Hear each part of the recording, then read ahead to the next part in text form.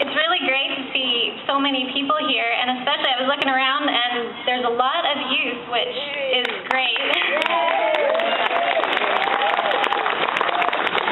Not too long ago, I was explaining to somebody about my job, my work on the university campuses and with youth. And he asked me what my goal was, and I said, well, I want to see abortion end in our country. And he looks at me and he says, do you really think you will ever see abortion end in your lifetime? And then I thought for a second, am I being naive to think that? And I left there and I replied to him, well, I can try, right? I thought that was an appropriate response to his question. But I didn't realize it then. But by saying that, I had put God in a box. You see, what I neglected to realize is that even though abortion is bigger than me, it's bigger than you, that it's not bigger than God.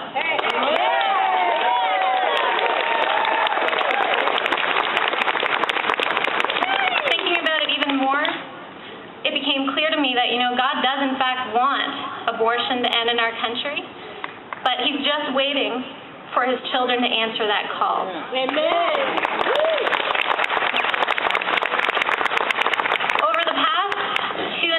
With my work with the NCLN and working with students, I have seen students and young people show amazing perseverance in the pro-life movement. I've seen them stand against abortion while facing discrimination for their beliefs, oppression from the authorities on their campus, anger, and even criminal charges on campus.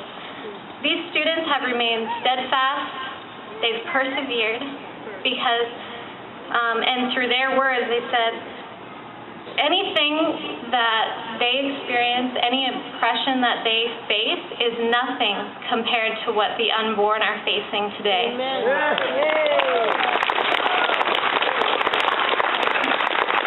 Time and time again, I see students choosing to steer away from apathy and ignorance. They are becoming informed and are diligent in spreading the truth. They are showing our country that, as it's been said before, the abortion debate is not over. Amen.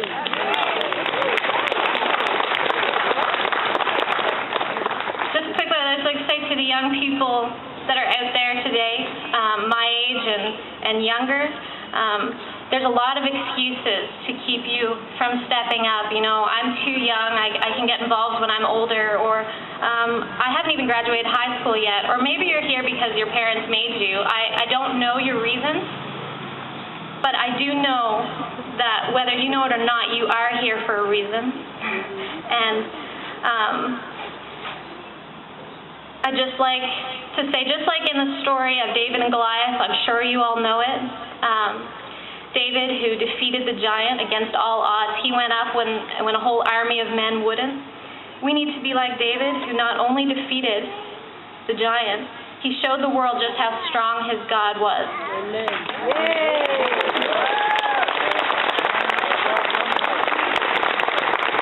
And just as David, who was just a young boy, we as young people need to step out in faith to defeat abortion. I can look at my generation and I see that pro-life generation.